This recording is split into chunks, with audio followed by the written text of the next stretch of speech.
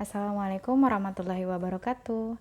Nah, sekarang kita masuk ke contoh soal tentang materi momen inersia yang tadi ya. Nah, sekarang silahkan kalian lihat. Yang pertama, contoh soal momen inersia, momentum sudut, energi kinetik rotasi. Let's begin guys. Nah, yang pertama, contoh soal 1 itu adalah tentang momen inersia. Silahkan kalian simak baik-baik ya. 4 bola diletakkan pada sudut-sudut kerangka segi 4 seperti gambar berikut. Jika sistem diputar pada sumbu putar yang melalui pusat diagonal dan tegak lurus bidang gambar, besar momen inersia sistem adalah. Nah, jadi ketika kalian ingin mengerjakan soal, kalian lihat dulu apa sih yang diinginkan dari soal. Sekarang kalian lihat.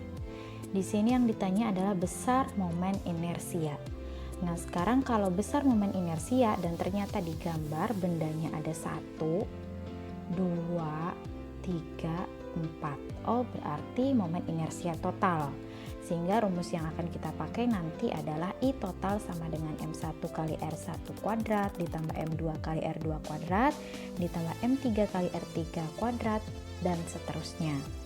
Sekarang kita tulis dulu nih yang diketahuinya apa aja sih. Sekarang kita lihat. Nah, kita anggap ini adalah M1 4 kg. Kemudian ini M2 2 kg. Kemudian balik ke sini ini adalah M3 1 kg dan M4 3 kg. Nah, sekarang kita lihat. Rumusnya kan tadi seperti sudah Ibu sebutkan. Ini tadi ya. Nah, sekarang kita harus cari tahu dulu nih R-nya berapa. Patokannya tadi apa? Sumbu putar. Sekarang kita lihat sumbu putarnya melalui pusat diagonal. Kalau pusat diagonal itu kan ini. Nih, kita bagi 2 berarti letaknya itu di tengah sini. Berarti ada di tengah-tengah. Kalau dari benda satu ke benda kedua aja 80 cm, ini kan dia persegi nih. Segi 4 berarti dia memiliki sisi yang sama. Berarti kalau dibagi di tengah berarti 80 dibagi 2 berapa? 40 cm. Jangan lupa 80 cm nya ini harus kita ubah ke meter. Sekarang kita lihat perhitungannya. Berarti kalau 40 cm diubah ke meter menjadi 0,4 sehingga M1 4 dikalikan 0,4 kuadrat. Kenapa bisa 0,4? Kan di sini tadi. Nah, berarti dari benda satu ke sumbu putar, atau kita bikin ya biar kalian paham gini ya.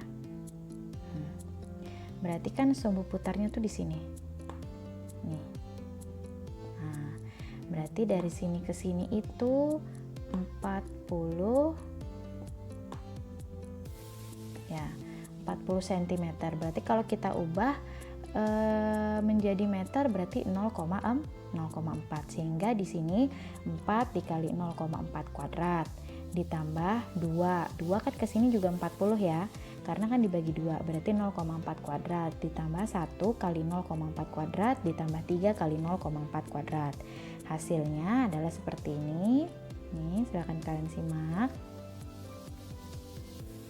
Udah ya. Kemudian hasilnya adalah 0,64 ditambah 0,32 ditambah 0,16 ditambah 0,48 hasilnya adalah 1,6 kg meter kuadrat.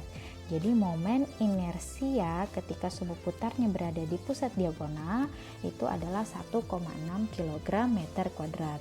Jadi untuk momen inersia ini sedikit lebih mudah dibandingkan kita mencari momen gaya. Kenapa? Karena kalau momen gaya, arah gayanya kita harus tahu dulu.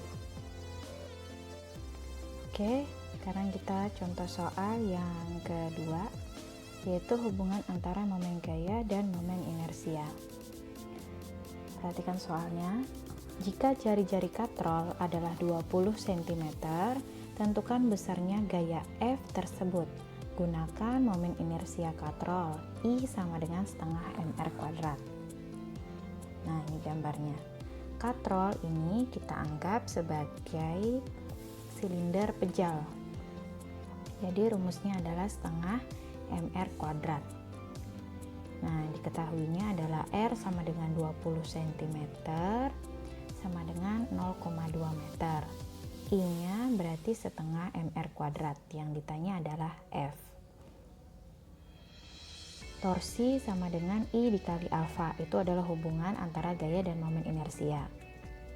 Nah, sekarang F dikali R, karena rumusnya momen gaya itu kan F kali R sama dengan I dikali alfa. Kemudian yang ditanya adalah F, berarti F sama dengan I dikali alfa per R. I dikali alfa per R-nya adalah 0,2. F sama dengan 5I dikali alfa. Sehingga F sama dengan 5 dikalikan I-nya kita masukkan, yaitu setengah mr kuadrat dikalikan alfa. Berarti F sama dengan 2,5 meter dikalikan 2,5 M. M ini masanya tadi ya, bukan meter, tapi 2,5 M dalam kurung 0,2 kuadrat dikalikan alfa. Sehingga hasilnya adalah F sama dengan 0,1 M alfa. Jadi kalau misalnya nanti tidak ada M-nya diketahui, ya udah berarti hasilnya adalah masih ada dalam bentuk massa dan alfanya. Contoh soal yang ketiga, momentum sudut. Seorang penari balet berputar dalam keadaan tangan terentang dengan kecepatan sudut 1,5 radian per sekon di atas lantai licin. Momen inersia ketika tangan terentang adalah 5 kg meter kuadrat. Ketika ia menggerakkan tangannya ke dekat tubuhnya, kecepatan sudutnya berubah, berarti omega yang kedua, 3 radian per sekon. Hitunglah momen inersia penari tersebut sekarang, berarti yang ditanya adalah I2. Kalau contoh soal penari balet seperti ini, berarti sudah pasti adalah hukum kekekalan momentum.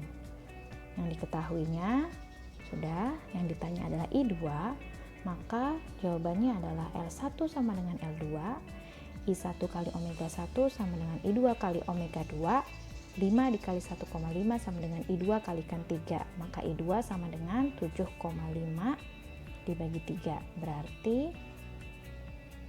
hasilnya adalah momen inersia ketika tangannya dilipat ke tubuhnya, berarti menjadi 2,5 kg meter kuadrat, seperti itu.